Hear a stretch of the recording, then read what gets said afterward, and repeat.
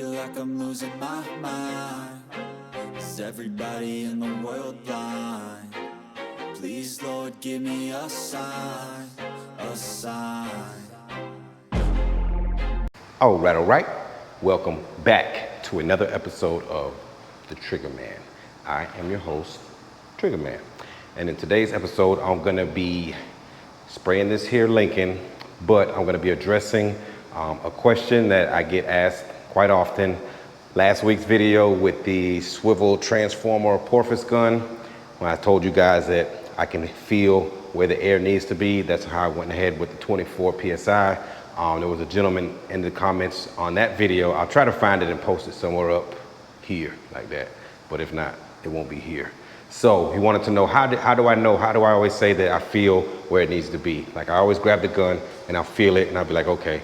Even on the LVLP spray guns, when those guns need to be at 35 and 40 PSI, believe it or not, a lot of these guns, no matter if it's HVLP, LVLP, whatever it is, the feel, when you feel it coming out, it's gonna be pretty close to the same, you know? It'll be pretty close. That's why I can take, say, my LPH at 21, 22 PSI, feel it, it's good. I'll take my SATA 5000 RP, I'll feel it, 28 PSI, it'll feel the same as the LPH. I'll take the R500 or the D1, the Innocraft, which is a LVLP, I'll feel it. That's at 35 and 40 PSI, but it still feels the same at the gun. And that's just how I gauge it. It's not really something I do to spray and look and say, okay, look, it looks good. There we go. But so yeah, so I get asked the question a lot, and keep in mind, when I learned this trade back in school, like this is how the guns were. You know, we had regulators, but I had to learn without it. So it's what I knew, you know, and I didn't know it was a disadvantage until later on, like, man, it's easy. It's much easier with the regulator because, of course, you get a more consistent everything. But with that, you're kind of gauging it, which is good in a sense. Like if they stopped making regulators or somehow, you know, you couldn't get a regulator, but you could just grab one off the fly. But anyway, this is the AeroPro A608. I did a couple videos with this gun way back last year. I just grabbed it right now because it's one of the only guns that I don't have a regulator on. I use this out in the shop, cutting in parts or doing small jobs out there. So I'm just gonna run with this today, and yeah, we're gonna see. And again, I've never put a regulator on this gun. This is just, I grab it, I feel it, and go. So we'll do that today, and I'll walk you through on the voice, so some things that you can do to try to dial it in. Boop. Okay, so here we go. Pressure is at, psych, I don't know. I'm just feeling it, but it feels good. Now, as you see, I still got the swivel on there. That's how you know I've never put a regulator on there. You know, every gun that I have received that has the swivel, I snatch it out and I put a fixed joint, okay? Can't forget my trusty brand new tack rag. But yeah, so to the gentleman that asked that question, it's really hard for me to kind of just say that, like, to give you something. Like I've seen some videos in the past, people just spray on a piece of paper or they'll do something. Like I don't do any of that. I've never done any of that. Again, I put my hand in front of the gun, and I went back and I looked at a lot of my videos, and I see that it's a habit. It's something I do every single job. You look at any videos, when I pull the trigger, it's something that I do. I put my hand in front of the gun, I feel the air, even with the regulator on there. Now on this job, I was supposed to have a lighter sealer, but the owner was bringing me a mirror.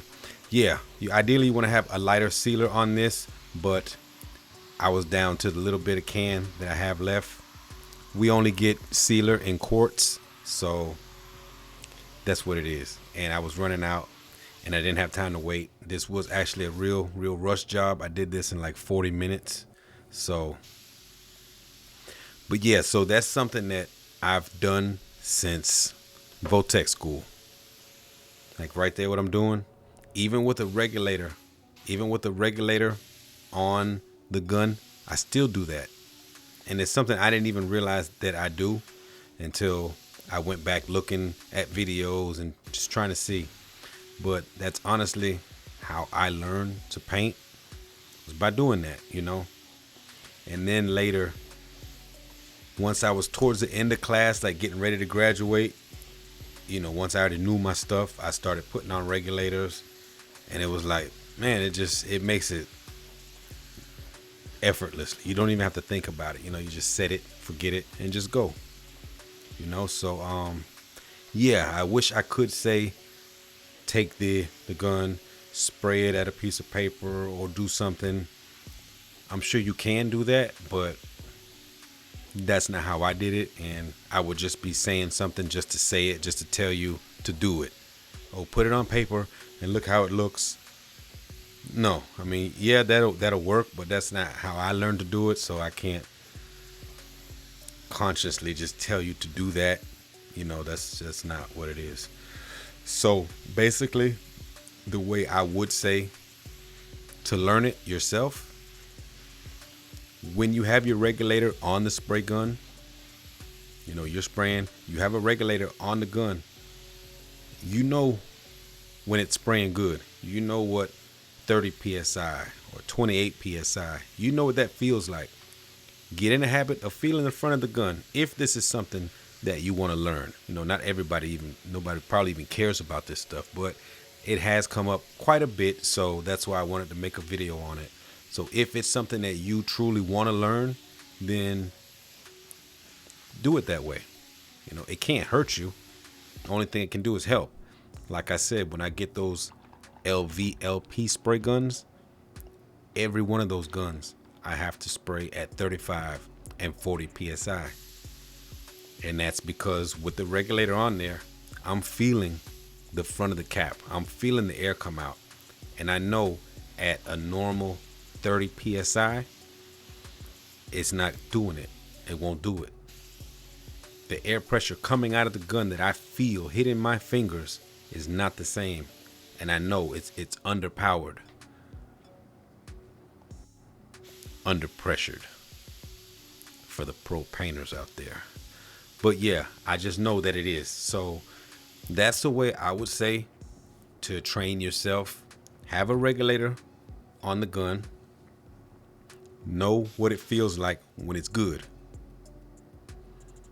9 out of 10 times with every gun, it's gonna feel about the same. Give or take, it's gonna be some few PSI, 3, 4, 5 or something. But when you're just testing out a gun for the first time and you don't have one on there, it'll definitely get you in the right spot to start. Okay? And then you see plenty of times I take a gun right out of the box, clean it, start spraying. Soon as I hit the panel, I stop, adjust it. So not every time it's going to be 100% accurate, but it will land you in that ballpark within 3, 4, 5 psi. In this gun here, I've done a few jobs, full jobs on the channel with it. I believe the Michael Myers one, that was when I first got the gun and I tried it with the regulator on there, and just the whole spinning around was just annoying, so I took it off and did a few more jobs without it. And because I use it over in the other building, cutting in parts, hoods, other things, like I don't bother. I just feel it and then go with it over there. My brand new clean tack rag. Now there is a dent in the front of that door. Well, it's bad body work in the front of the door there.